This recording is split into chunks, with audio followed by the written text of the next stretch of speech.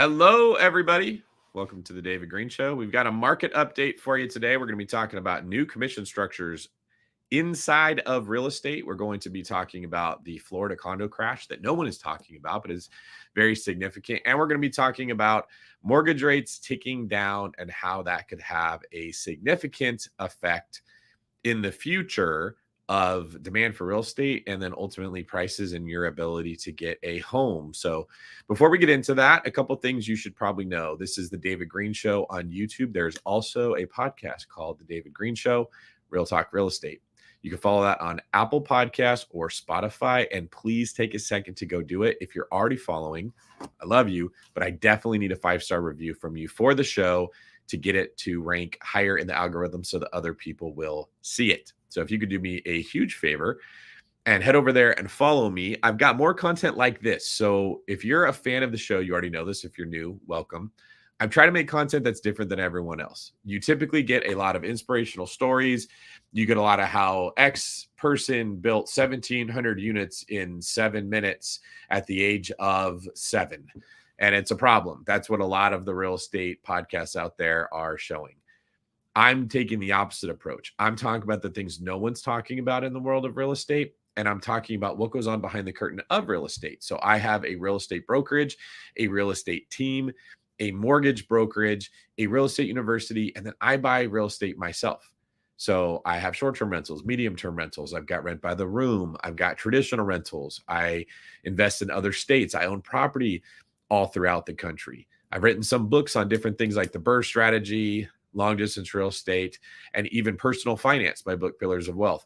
What I'm saying here is I have a perspective different than your favorite influencer who probably knows one thing. They do syndications, they flip houses, they do short-term rentals. They know that thing, they can teach you that thing, but they don't see the big picture like what I do. I see things going on from my position in real estate that's super unique.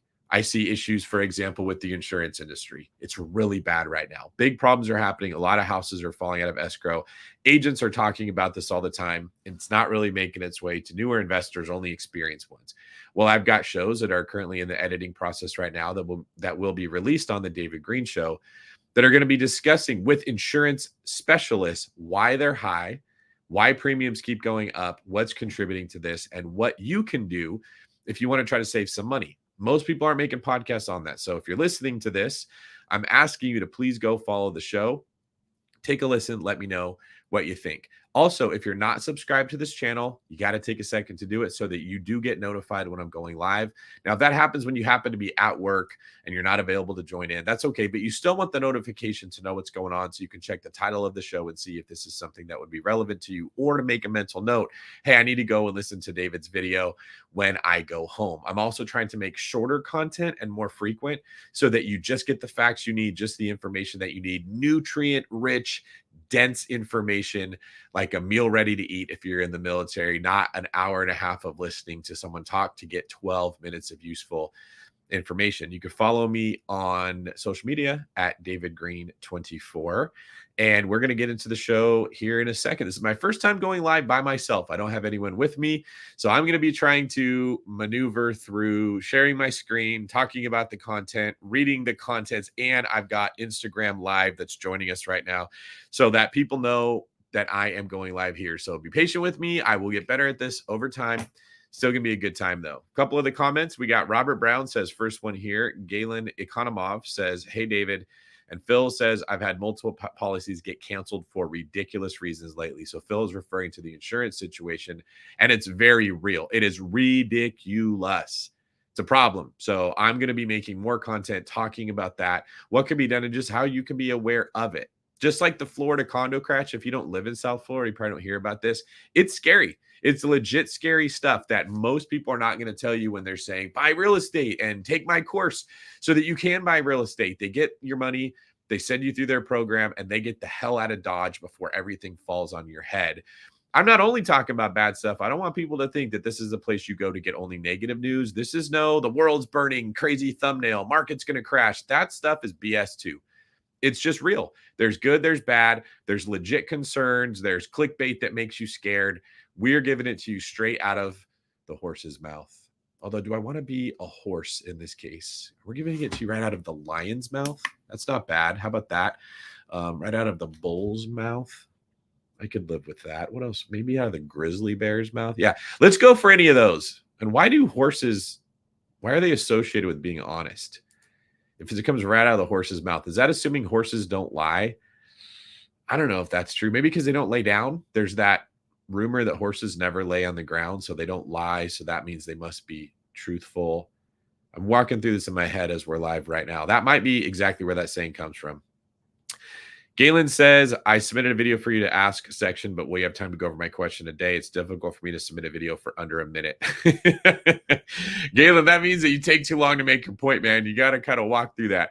If you guys have been with me for my entire journey of hosting podcasts, you know that I had that same problem. When I was new with Brandon Turner, I was not very concise with what I would say. I would go on for too long making my points, and over time and scathing criticism, I learned to be more concise and get to the point quicker, but still make it make sense and sprinkle in a little bit of humor and some fun in there. And that's how it goes. Anything that you do, it takes you a while to get good at it. You will get better over time, and investing is no difference. Galen says, English is my third language, so I need longer to explain my point. Okay, fine, Galen. You're getting a little bit of credit here. Tell me, if you ask me a question in Russian accent, I assume it sounds this way. If your last name is Economov, and I answer in Russian accent, will we go to listeners and say who have better accent? Am I better in Russian or is Galen? Also, I've never heard this name Galen from Eastern European or Russian man. This is not something. Oh, Galen says he is not Russian. Good try. So if you are not Russian, does that mean you take your time? You do not rush around? Or am I just completely assuming incorrectly that Economov is a Slavic list name? Talk of SD says, bro, to me, you are bigger pockets. So where you go, I go. Let me tell you something. That may not be one of the official love languages in Gary Chapman's book, but that's my love language. If you use one of my companies to help you buy a house or to help you get a loan, or if you follow me wherever I go, you're like my best friend. So Talk of SD and I just went full stepbrothers here, and we did become best friends. Michelle Bingham, one of my favorites, says horses do lie down all the time. So I did think that that was probably an incorrect assumption about horses. Nate Bargatze has a really funny bit about horses laying down and him assuming that they were dead when in fact they weren't. All right, let's get into today's show. And then when you guys are done, you can go check out Nate Bargatze. Let's start off with real estate commissions and what's going on in the world of real estate. Oh, I was hoping I wouldn't have this. Okay, they're not going to cut me off because I'm not a member here. This is an article out of realestatenews.com. Awesome name. By the way, I'm working on a website right now, realtalkrealestate.com. It's not up right now, but keep an eye out for it so you can go join that and get in the community where we discuss things just like this, not just live, but in the website. And Gary Costa, the CEO of the National Association of Hispanic Real Estate Professionals, NAREP, is talking about how the government, in large part, came in and absolutely destroyed realtors and realtor commissions. They did not like the National Association of Realtors. They did not like rules that the National Association of Realtors had, that if you're going to sell your house on the MLS, you have to pay a buyer's agent commission, even though it was a penny. You could offer 1 penny and you were good with the rules. They still didn't like that. And I'll tell you what I don't like about the situation. I don't like being forced to defend the National Association of Realtors. I've been a member since I got my license, and I've never understood what the hell they do. I've never liked paying. I've never been a fan. And here I am defending them. Maybe not defending them, but just defending the system that was put up. That may not have been perfect because very little things are perfect, but it's pretty damn good. It's much better than what we got now. And there's just a lesson in that, right? It's very easy to criticize anything and say it could be better. It could always be better, okay? Unless it's Jesus, it could be better. But it could get so much worse. If you're on a scale of 0 to 100 with 100 being perfect and you're sitting at a 97, could you be better? Yeah. But you could be a whole lot worse than you could get better.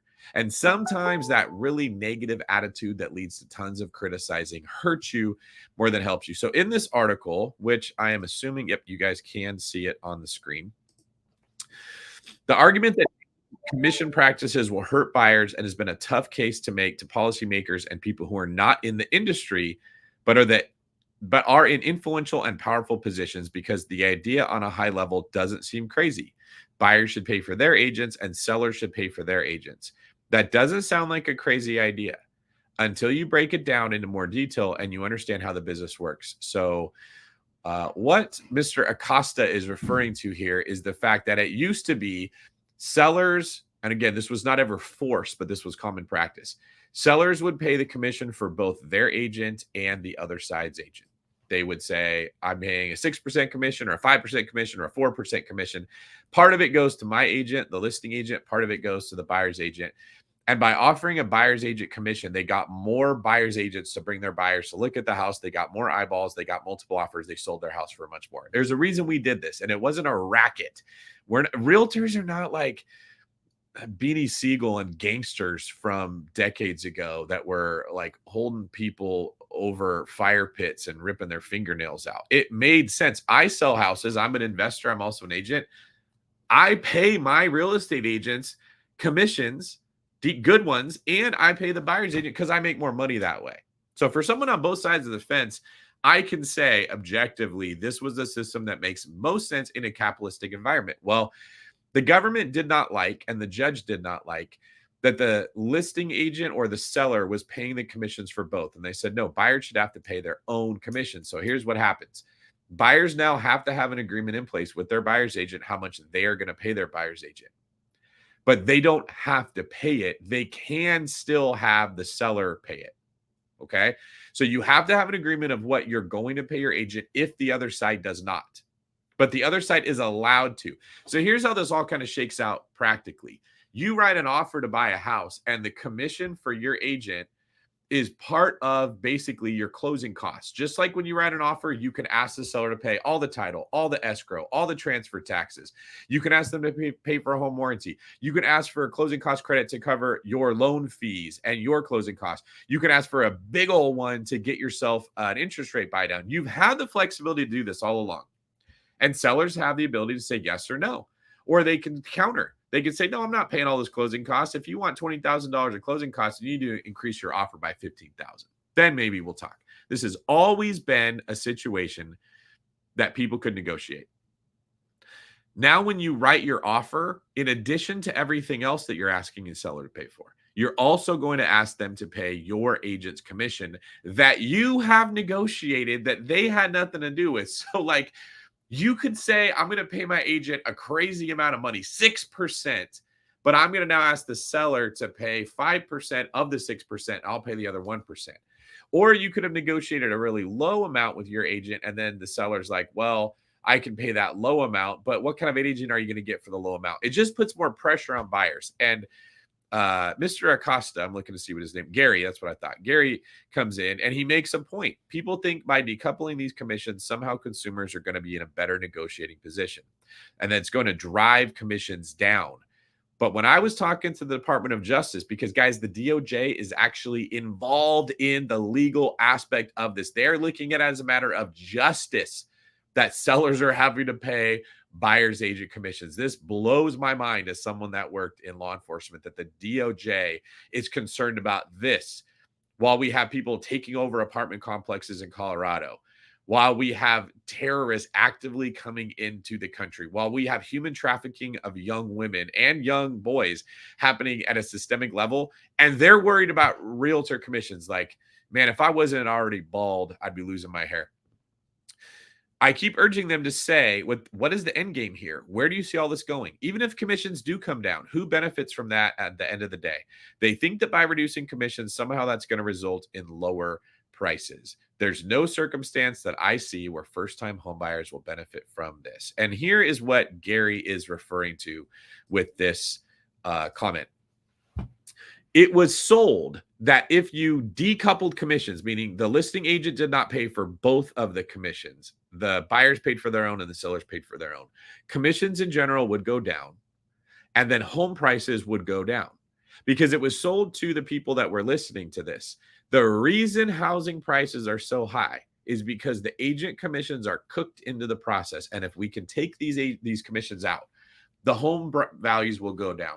Now, if you're a layman, you don't listen to the David Greene Show. You're not prepared to understand what to think of all this. You're just a regular Joe Schmo who puts on his boots every day, goes to work, and wants to buy a house someday. You're pissed that home prices are so high. Of course you are. And someone tells you that the reason they're high is agent commissions. Do you like real estate agents? No, you don't. Let's use an analogy here. You're going through a divorce. You're getting ripped off. It's crazy expensive, and you're not getting a whole lot of money out of it. And you see that the money's going to the lawyers. Do you like lawyers? Do you want to get rid of lawyers if you could? Of course you can. So some hero politician comes in and says, I'm limiting how much lawyers can charge. No one's going to be mad about that. I don't like lawyers. No one does. I just had to hire a lawyer, pay her $400 an hour to go call the city and ask for the violations that we've made. I'm going to have to pay $400 an hour for her to call a city and say, can I have a list of this? I could hire a VA in the Philippines, $5 or less to go do that. But they're not going to respond to the VA in the Philippines. The minute they say they're a lawyer, all of a sudden the city's going to pay attention. So I'm not a fan of lawyers either, okay? No one's a fan of agents. But it has never been the case that houses sell for more because of realtor commissions. That's kind of ridiculous that we would even think that. Now, if you're selling your house and you want to get as much as you can for it, you're not going to lower the price of what someone's going to pay because you're not paying a buyer's agent commission. You don't give a flying F. You're going to say, David, you're my agent. How much can you get me? And I'm going to say, well, that depends on what the other buyers are willing to pay. Because after selling houses for so long, I can tell you unequivocally, and any agent will tell you this, it's not anything about the deal other than how many buyers want the house. The condition of the house, the pricing of the house, the location of the house, the interest rates, all of those things are ingredients that make up the bigger concept of demand from buyers. And the more buyer demand you have in general, and the more buyer demand you have in specific for your home, the more I as your agent can get buyers to pay more and more and more and more. It's common sense. You're going to buy a house. You really want it. You say, how much do we have to pay? There's no one else who wants to buy the house. You make an offer at asking price. If there's no one else who wants to buy the house, it's been on the market a long time, you make an offer at less than asking price. If your agent says there's 14 people that want to buy the house, you're going to have to pay more than asking price. It's that simple. Now, in that whole process that I just described, where does it come in? Well, how much do I have to pay the buyer's agent when you're choosing the offer you're going to accept? Does that enter into a seller's head at all? Does it offer into the buyer's head that they shouldn't have to pay as much for your house if they're paying their own agent? Does it matter if they believe that as a matter of principle? I shouldn't have to pay as much because I already have to pay my own agent. The seller should lower the price. Well, when there's 13 other people that want that damn house, the seller doesn't care and you're not going to care. You pay what you have to pay to get the house, and the commissions involved don't affect it at all. And I'm only mentioning this because it was sold to the public that we need to decouple commissions because it'll make housing prices come down. I'm an agent. I'm a broker. I'm an investor. I play all sides. I promise you, this is not going to make housing prices come down at all. There is one thing and one thing only that will make housing prices come down. Houses sitting and not selling. What makes a house sit and not sell? When there is more supply than buyer demand. You want home prices to come down? You got two options. You make people not want to buy a house, which is kind of mean. We're going to get prices to come down by making home owning undesirable. Or you add to the supply of homes, which gives buyers more options and less bidding wars. That means work. That means thinking. That means effort. That means that the government actually has to get involved in making it easier for home builders to build, not harder for them to build. There you go. Talk of SD says, David Greene Show is dropping gems, people. Thank you for that. Galen says, my questions were, when purchasing a property, what's your perspective when it comes to negotiating the price down or ask for concessions, buy down the rate, maybe a 3-2-1 buy down? I will see if I can get to that at the end of the show, Galen. That's actually a really good question. The supply will explode to where the prices will fall potentially down. What's your opinion on that? Think about selling a condo in Florida. Is now a good time to sell? Lacius, let's get to that after I move into the condo debacle here. How do you see this affecting use of the 2% max investment property concessions? I think that 2% number might change, actually, Jacob. So he's referring to the fact that in some cases, the amount of closing costs that you're allowed to ask for when you're making an offer can exceed the closing cost of your loan. Well, that will probably switch in the future. They'll have to change that guideline if you're asking for your commission to be paid. Good question, though. Thoughts on how hard or feasible it would be for marketplaces like Zillow and Redfin to roll out and become a one-stop shop for buyer sellers without engaging agents the way we do today? That's probably exactly what Zillow and Redfin are going to try to do. They're going to sell you on agents are greedy and you don't need them, and we can make the process good for you without needing an agent. And here's what that will turn real estate into. It'll be just like when you're going to buy a car. When you go buy a car, let me just ask you guys, I'm asking you to kind of suspend your way of looking at things and just try to look at this from new eyes. Do you bring a car buying specialist with you to negotiate against the dealership? Yes or no? Does the car dealership have more experience or less experience than you do, knowing what a car is worth, knowing how to read people, and knowing how to negotiate? Does anybody walk into a car lot to buy a car that's dealing with a professional salesperson and win in that negotiation? That professional salesperson gets paid by the dealership, not by you. Now, they sell it as this is your salesperson who's meant to help you walk through this car buying process. They're going to explain the process to you, and they're going to show the protection that you have. That's how it always gets said. And you know what? The best car salesmen make you think that you won in the negotiation.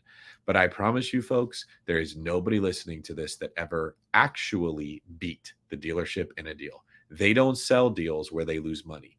They wait for someone who is more stupid to come and pay more. And the car just sits on the lot until they find them or they go sell it online. You don't beat car dealerships. You can't. They hold all the cards. They have all the leverage. When we get rid of buyer's agents and we go buy our house directly on Zillow and Redfin with the smiling faces of the multicultural people, they're always going to have one race represented in this picture of smiling faces that are non-threatening in suits and welcome home. Here's a key. All that garbage you're going to see. It's going to trick you into thinking that these are your friends and they're going to rob you blind. That is what's coming in the future now that we've successfully got rid of the only protection that buyers had in the entire process, which coincidentally makes listening to shows like this one that much more important. Because if you don't know how the world of cars work, you're going to get ripped off even more. If you don't know how the world of real estate works, you're going to get ripped off even more unless you have an agent that knows, and then you're allowed to be dumb as hell and you'll be okay because they're not. That's never the way it works. We all know that because most agents are terrible. But you see the point, right? If you had a good one, you could be ignorant. If you're not getting an agent in the future, it is not an option to be ignorant. You have to know real estate. You have to understand these dynamics. You're not going to learn it unless you come join a brokerage like mine, you get a personal mentor, or the next best thing, you start listening to content like this and educating yourself so that you are equipped when you end up in those situations. Steve M says, good analogy. Thank you.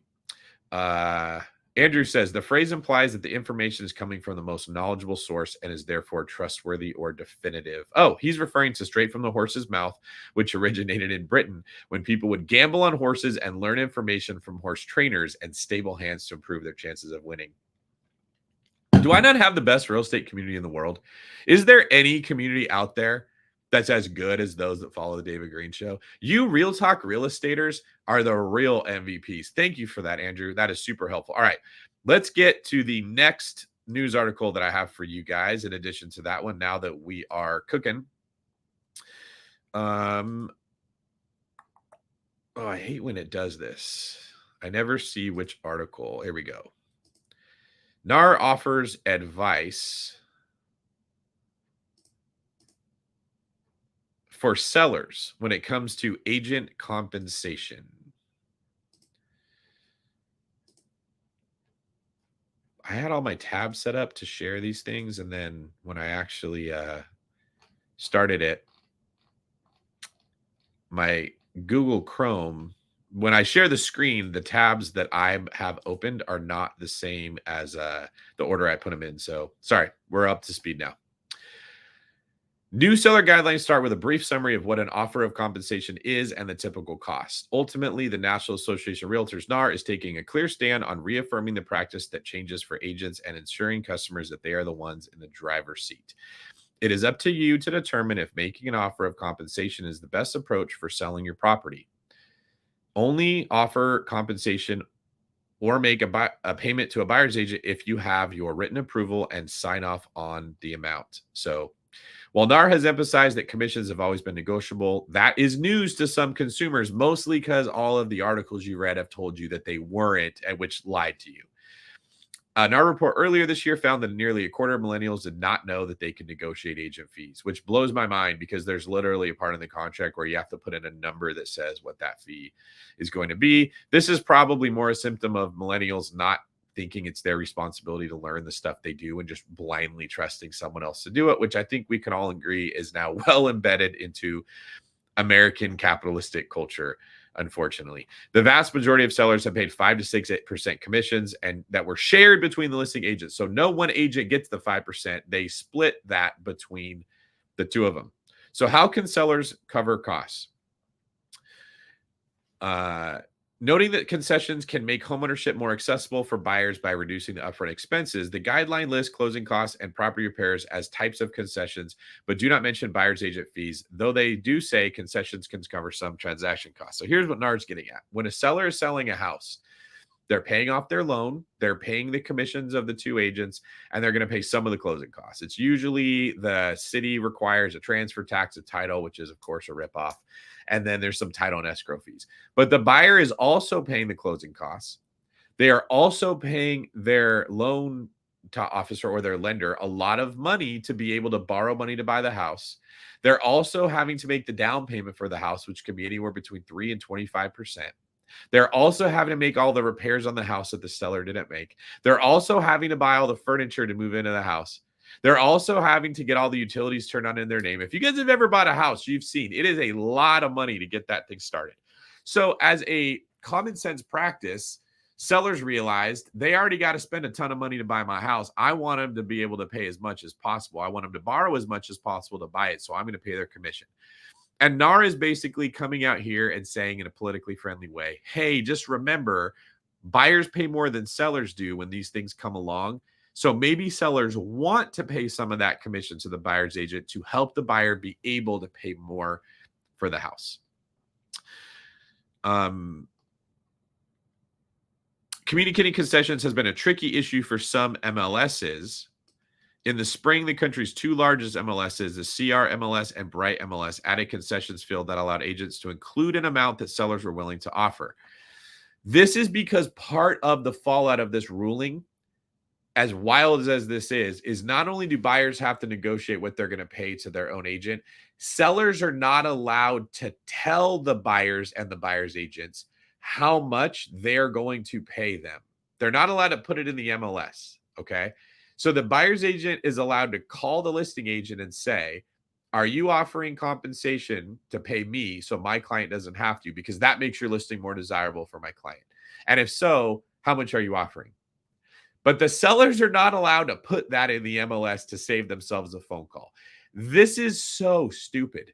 Imagine that you're shopping online for the price of meat, or what's something else that you might want to buy? Like, just, you want to know, like, how much does gas cost? There you go. You're driving down the road and you see a sign that says gas station and you need gas.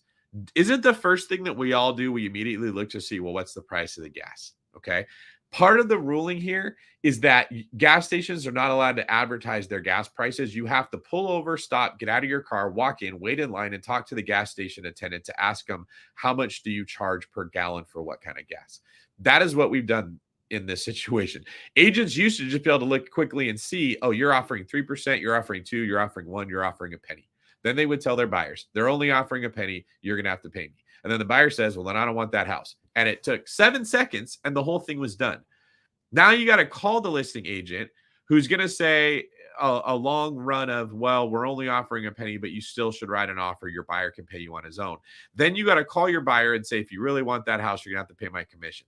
Then what's the buyer going to do? Well, how much are they going to sell the house for? I need a discount on it if I got to pay you. Then the buyer's agent has to call the listing agent again. He says he wants a discount. The listing agent isn't going to say that they get a discount. That's not his problem. He's going to say, write your highest and best offer. The buyers are going to call, the buyer's agent calls their buyer back. What's your highest and best offer? I don't know. What are the other people doing? And it goes this never-ending game of communication ping pong. This is supposed to have made the industry better. I bet you've never heard anybody explain it to you, because you're usually hearing from realtors who don't understand it, or you're hearing from investors who don't understand it, but you're not ever going to be hearing from someone that sees both sides of this coin. So the National Association of Realtors is acknowledging here, hey, it may be better in some cases for the sellers to want to pay these commissions, hint, hint, like we used to do, so that the buyers can put more money towards buying the house and affording it and less money towards paying for their own agent. Jody Lee, I think that sellers will still offer buyer's agent fees to be competitive. I will tell you guys right now, when I'm going to sell a house, I'm offering a buyer's agent commission.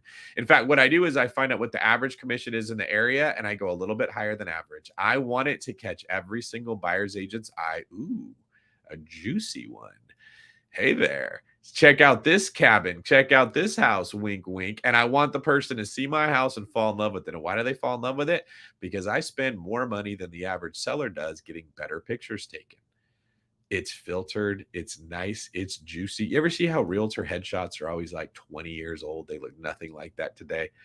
They look way better in their pictures than they do when you meet them. That's what you want your house to look like too. So yeah, I do agree with you, Jody. I think this is going to be happening in the future. All right, moving on.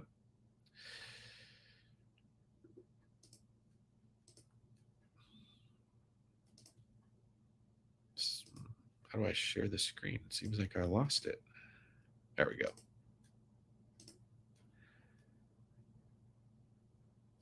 Millennials are struggling to buy homes. Shocking. Nobody's talking about that. Oh, no, sorry. That's just the wrong article. I need to share a different one.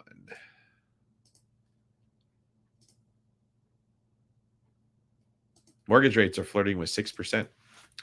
I think the majority of YouTubers out there have figured out what makes you click on their article, not what is actually useful information.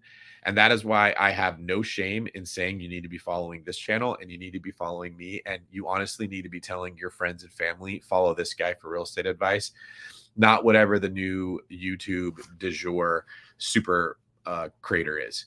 They're just learning what makes your brain curious. They're not thinking about giving you good content. They're thinking about how to put it in good packaging. And it's unhealthy. Everyone's talking about the housing market crashing. If you're in the housing market, you're seeing that that's not the case in most places. So this article says that mortgage rates are flirting with 6%.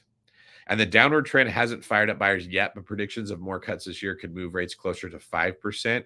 I don't even think you're going to have to wait till next spring before that starts to heat things up. That's going to heat things up a lot. If you have more houses hit the market and sellers willing to sell them, there is absolutely buyer demand. People will scoop these things up in the majority of markets throughout the country. The 30-year fixed rate mortgage averaged 6.2%, and that's down from 6.35. Guys, it wasn't that long ago that it was in the 8s. While homebuyers have an opportunity to save on borrowing costs and potentially enjoy an advantage over those who wait till spring, the big picture hasn't seemed to change much yet. Despite the improving mortgage rate environment, prospective buyers remain on the sidelines. They negotiate a combination of high house prices and persistent supply shortages. All right, let's talk about this. Buyers are waiting on the sidelines. Does it mean that people don't want houses, aka there is no buyer demand, if people are sitting on the sidelines? I would argue the mere fact we are saying sidelines indicates there is interest in what's going on the field, the housing market. If you're sitting on the sidelines, you are waiting to get in the game. That's what that phrase means. You're not in the game right now. You're waiting for the right time to get in the market. If you're not interested in the game, you're not on the sidelines, you're not in the football stadium, you're at home. You don't know what the hell's happening on the football field if you're not trying to get in the game. Buyers are paying immense attention to what rates are doing, meaning they want to buy houses. They're trying to time the market because it feels good for the ego. So if prices were at 8, then they go to 7, then they go to 6. And everybody says they're going to go back up. What you have is all these people on the sidelines that rush in and they go, oh, then I better buy now. I want to buy before rates go up. And you get a feeding frenzy. They're all on the sidelines waiting to get in the game. If you tell people they're going down to 5, they're going to say, great, I'll wait till then. I don't want to be the one that buys at 6 and I'm the idiot and I could have got it at 5. Now, they're also amateurs. They don't understand that if rates go to 5, prices go really high. And even though they got the better interest rate, they paid the worst price for the house. And price is much more important when you're building wealth than the interest rate that you lock in. Does this make sense, everybody? So it doesn't mean that the market is stalling or it's going to crash because sales and transactions are down. It means people are waiting to jump in. I don't have a crystal ball. My head looks like one, but it's not perfect. I am rarely wrong with these predictions. It's like I've just been around it so long. My gut can see these things coming. And every time I end up calling it right when you look back in hindsight. If you're on the sidelines, you got a moment right now to get in before rates go down that's going to cause prices to fly up. Okay. You're so much better off to buy at the lower price and the higher rate and then refinance through TheOneBrokerage, my loan company, when the rates go down and keep your price. It is way smarter to do that than to try to time the rate going down and then get the higher price on the home. This article isn't mentioning that, but it's giving you all the data that tells you that the buyers are waiting on the sidelines, which to me means there's incredible demand waiting to rush into the market.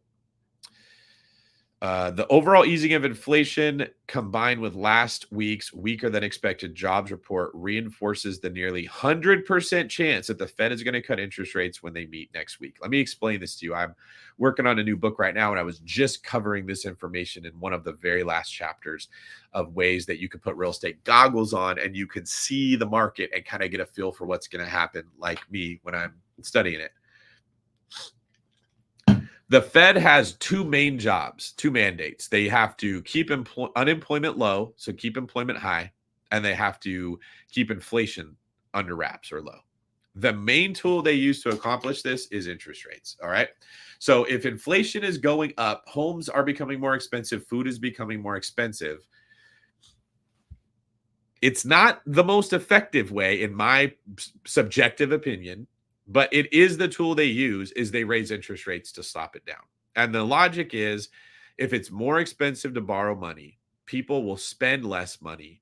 That means that the suppliers are forced to lower their prices. That's how you push inflation down. Or if it was going up really fast, you just make it go up slower.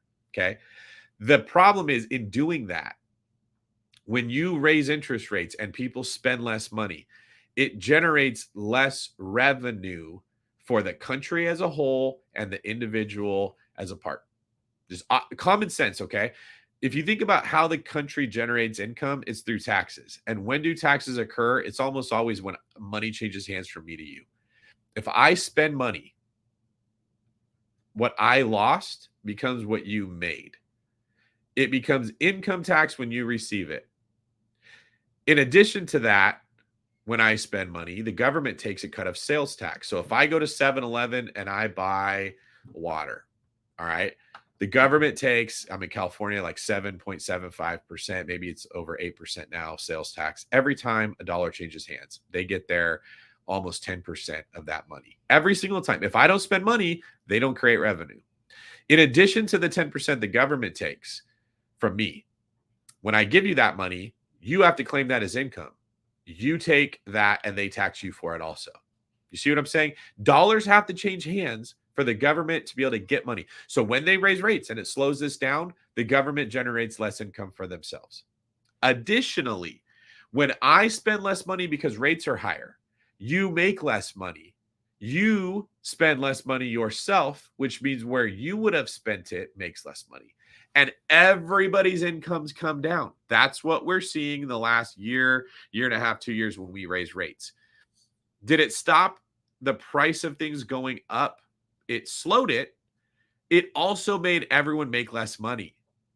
That's not good. So things are still expensive, but you're making less money to buy it. This is why interest rates, in David's subjective opinion, and tinkering with those is not the best way to control an economy, but it's the easiest way. It's the easy button, and that's what the Fed does. What I'm getting at here is because they raised rates in order to slow down inflation, it led to unemployment going up. People have less jobs, and the jobs they have don't pay as much. Because if I'm not spending as much money at 7-Eleven, 7-Eleven doesn't, by the way, 7-Eleven is a convenience store. If you guys don't live in a place that has them, I probably should use another example. That's California heavy. They're laying off their workers. If I'm not buying an expensive car because I make less money and rates are up and it costs more to buy that car, the people who sell cars are making less money. So now when they go spend their money in places, that person's making less money. It leads to higher unemployment when you try to stop prices, and vice versa. If you lower rates, you get more people making more money. Unemployment goes down. It's good for the economy, but prices go up because money is changing hands. That's basically what is going on at a systematic level, macroeconomics, with the Fed moving things. Because the Fed has said last week's job report was not good and the inflation is not as bad as it was, they interpret that through the framework that I just explained to you, how the Fed looks at things, as we need to bring rates down because that will make unemployment get better, and that will make and we can afford to do it because inflation is not as bad.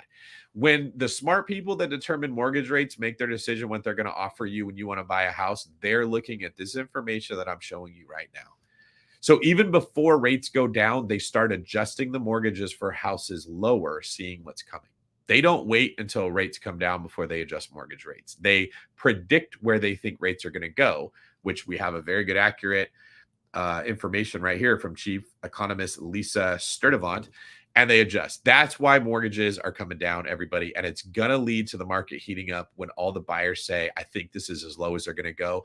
They're going to jump in. You're getting another frenzy. So if you're tinkering about buying a house, these signs would say now is a better time to do it and refinance if the rates go down. The opposite of what you're hearing most creators put out, that's telling you the market's going to crash, the market's going to crash. And who doesn't want to hear that? Everyone starts clicking on it. Oh my God, it's going to crash. Awesome. I'm going to get a house for 10 cents. I've been waiting for this. And they're selling you dreams, folks. And I'm not here to sell you dreams. I'm here to tell you the truth. All right, let's get into the last article that I want to talk about here. And that is going to be this Florida condo situation. Here's my article on that. All right, here we go. Owners at thousands of older Florida condo buildings that have long put off critical repairs will soon have to pay up under a law passed following a 2021 building collapse at Surfside. So I believe I'm not, don't quote me on this, but I believe there was a horrific problem where a condo building collapsed on itself. And when they went to look at how that happened, they realized that it had been built a long time ago and improvements had not been made and things had shifted around and weather and erosion and things had made it unsafe. The fallout is already leading to a deluge of discounted condos on the market, which is threatening to upend Florida's condensed housing markets, mostly in South Florida, which is a place that I invest. There's an absolute glut of 30-plus-year-old units in the market right now, and they're not moving. Remember what I told you, folks, will lead to housing prices going down? We just said it a minute ago. It's when the houses sit on the market for a long time with no one buying them. That is and is the only thing that makes housing prices drop. And Joseph Hernandez, a real estate lawyer with Bilzen Sumberg, in this article is explaining that is exactly what we have happening. It does not mean that single-family houses are not selling in South Florida. It means condos are not selling. People don't want to buy them, and that's because people have half a brain. And they know if they buy these condos, they're going to get hit with special assessments that are incredibly high to fix the condos up. What that means, when you buy a condo, you're going to pay into a homeowners association fee. Most people are aware that there are HOAs. You're going to pay a monthly fee to be in an HOA, and you're wasting your money in every case I've ever seen of HOAs, because it's like when the government manages something, no one cares. They don't make an effort to keep prices low. They don't make an effort to spend your money wisely. It's not their problem. The money comes in, they throw it at whatever person's going to do work on the property or landscaping or pool maintenance. They just waste your shit. It's really bad. But in addition to that, sometimes things break and they didn't save enough of your money because they're irresponsible with it. When that happens, they need a new roof, they need to put in new plumbing, they need to repave the parking lot, the air conditions are all bad, whatever it is. They go charge all the people that live in that area a special assessment and say, you have a condo in this building. We have massive dry rot we have to repair. You need to kick in $25,000 to help pay for it. And if you say, I don't have the money, I don't want to pay for it, that's not fair. They say, great, we're putting a lien on your property and we're going to initiate foreclosure on you. We're going to sell your unit and get our money that way. And you agreed to that when you bought that condo. It is in the agreement that you signed when you joined that HOA.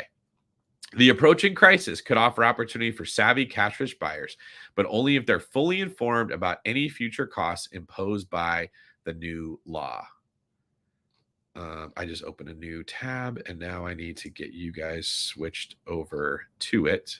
Give me a second here. Like I mentioned, still learning how to navigate this thing without another person here with me. There we go. Not too bad. Another article about the growing glut of older condos threatening South Florida's housing market. The Condo Safety Act passed in 2022 in response to the previous year's collapse of the Champlain Tower South condominium building. This is the example I just gave you guys a little bit ago, where 98 people died in Surfside, Florida. Was designed to bring buildings up to snuff and undo decades in which the vast majority of Florida condo associations deferred maintenance, waived reserves, and generally kicked the proverbial can down the road. This is the HOAs wasting the money of the people that live there, so they did not have enough in reserves when disaster hit. We all know someone who's irresponsible with money. They live paycheck to paycheck. They get a little bit of extra money. They spend it. They don't negotiate on things. They don't live beneath their means, and they do great until one thing goes wrong. Oh, I got a flat tire I wasn't expecting. Oh, something went wrong and I got a medical bill I wasn't prepared for. And they don't have enough money to pay for it. It's the same thing that happened with these condos. The law requires condo buildings of a certain age to complete past due milestone recertifications, fill reserve deficits, and begin stockpiling future reserves. Guess how they're going to get that money? They're going to go impose special assessments on everyone that lives there and say, pay the piper. We need to build up our reserves. This is a form of, like, if you're in a syndication, this is a cash call for homeowners that are making their mortgage, paying their property taxes, paying their insurance, paying their utility bills, doing everything they're supposed to do. Now they got to go throw a bunch more money into an HOA. If that's you, are you excited about that? As you're listening to me right now, hearing Real Talk Real Estate, are you thinking, I want to go buy one of these suckers? I want a place to throw my money away. I would love that. Or are you thinking, F that noise, I want to buy a single family house. I don't want to be associated with it. Well, guess what? If people hear the same information you're hearing, they're going to think the same thoughts that you're thinking, and they're not going to want to buy those houses as well.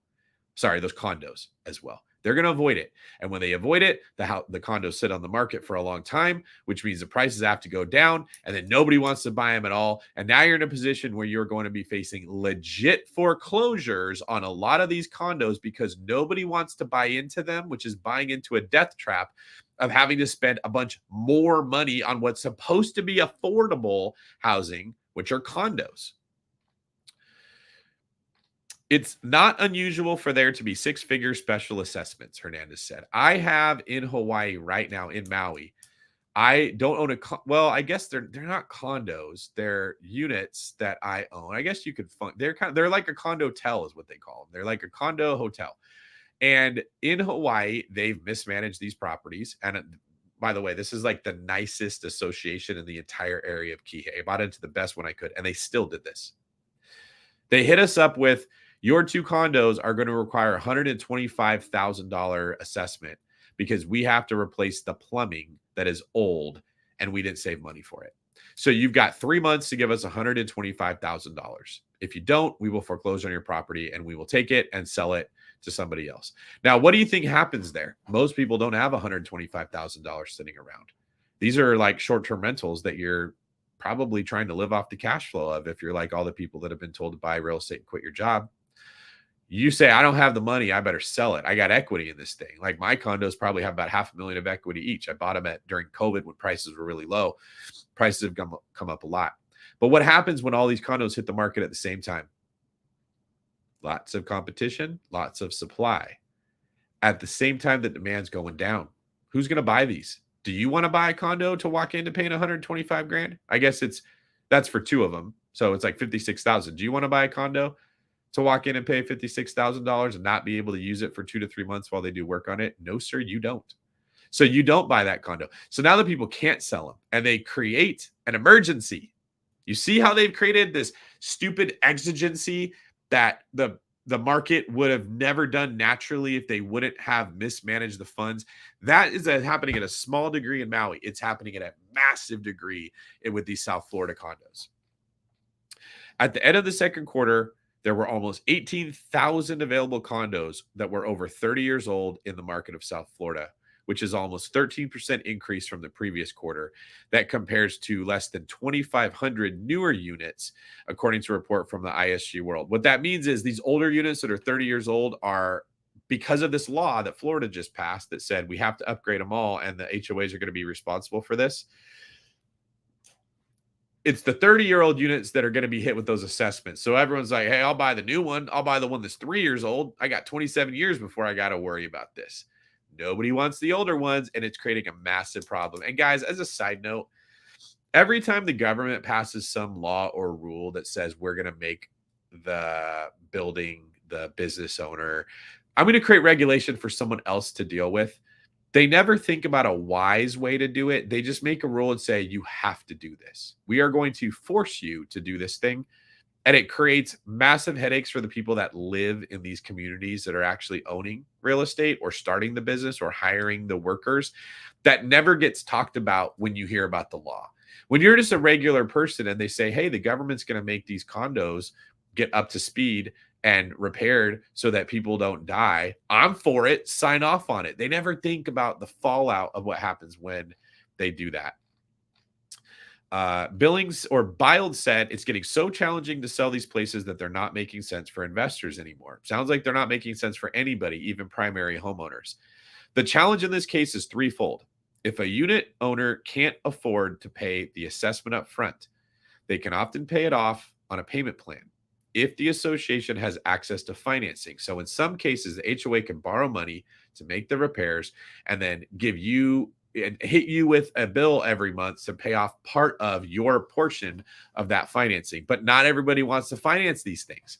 Most condo boards won't sign off on a sale unless the buyer pays the assessment up front because they don't want to deal with the problem later down the line.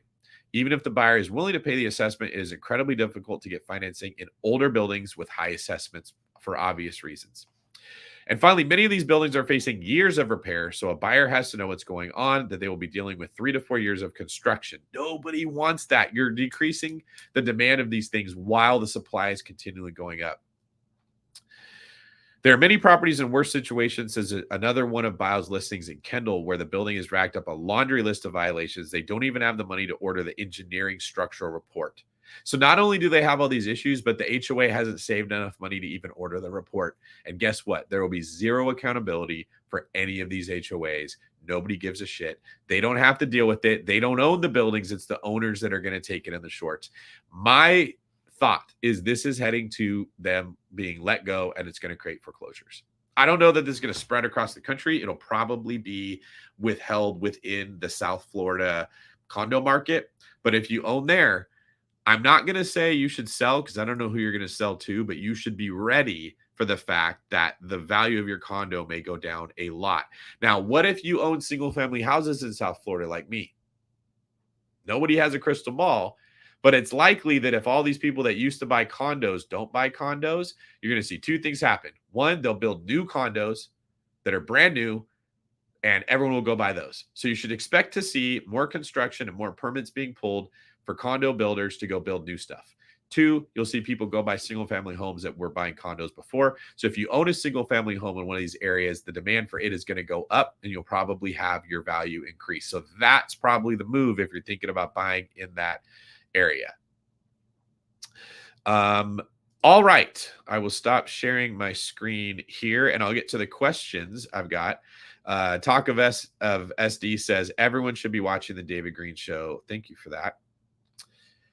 Galen said, Let's test your memory and also my communication skills. In 2022 San Diego BP conference, I cornered you at your room floor to talk about the One Brokerage.